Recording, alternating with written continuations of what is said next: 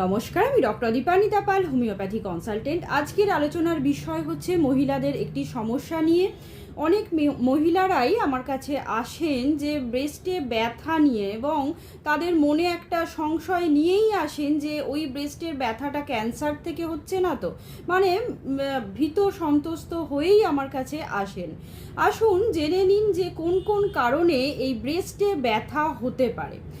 প্রথমেই বলবো, আমাদের যে সাধারণ যে কমন যে কজটা আছে, যেটা সাইক্লিক্যাল চেঞ্জেসের জন্য হচ্ছে, সেটা হচ্ছে আমাদের যে মহিলাদের মেন স্টার্ট হয়ে গেছে তাদের ক্ষেত্রে দেখা যাচ্ছে যখন মেন স্টার্ট হচ্ছে তার ঠিক 2-3 দিন আগে থেকে ব্রেস্টে একটা ব্যথা অনুভূত হতে পারে।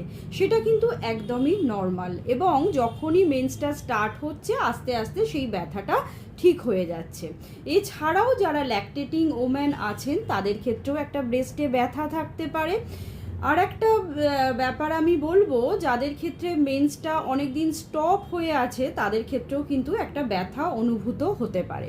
এবার আসি কোন কোন কারণে আমাদের এই যে স্বাভাবিক কারণ ছাড়া আর কি কি অস্বাভাবিক কারণে আমাদের ব্রেস্টে ব্যথা হতে পারে। নাম্বার 1 হচ্ছে ব্রেস্টে কোনো কারণে খুব আঘাত লেগেছে, সেই আঘাতের কারণে হতে পারে।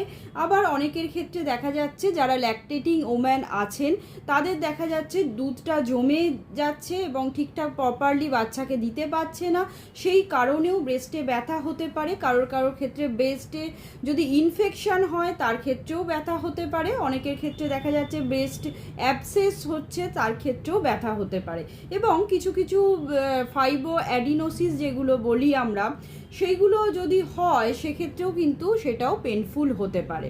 তাই এতগুলো কজ আছে। এছাড়াও যেটা এক্সট্রা মেমারি কজ হিসাবে আমি বলবো সেটা হচ্ছে, ধরুন অ্যাসিডিটি হলো বা কোনো কারণে হার্টের কোনো প্রবলেম আছে, সেক্ষেত্রেও মনে হবে যেন ব্রেস্টে ব্যথা হচ্ছে। সেটা কিন্তু অ্যাকচুয়াল ব্রেস্টে ব্যথা নয়, সেটা আমাদের বুকের মধ্যে যে পজিশনে অবস্থান করছে সেটার ব্যথা। আমরা কিন্তু সাধারণ মানুষ যারা, তারা ভাবেন যে ব্রেস্টে ব্যথা হচ্ছে। তাই এতগুলো কারণে কিন্তু ব্রেস্টে ব্যথা হতে পারে। ব্রেস্টে ব্যথা মানেই যে ক্যান্সার হয়ে গেছে সেটা ভয় পাবেন না। আমাদের যদি আল্ট্রাসাউন্ড একটা করতে দেওয়া হয় বা 35-এর ওপরে হয়ে গেলে তাদের যদি ম্যামোগ্রাম করতে দেওয়া হয়, তাহলে কিন্তু আমরা আসল কজটা খুঁজে পেয়ে যাই। সেখানে যদি কোনো ফাইব্রয়েড থেকে থাকে বা কোনো টিউমার জাতীয় জিনিস থেকে থাকে, আমরা এফএনএসি করতে দিই, সেই অনুযায়ী আমরা ডিটেক্ট করতে পারি ক্যান্সার হয়েছে কি না।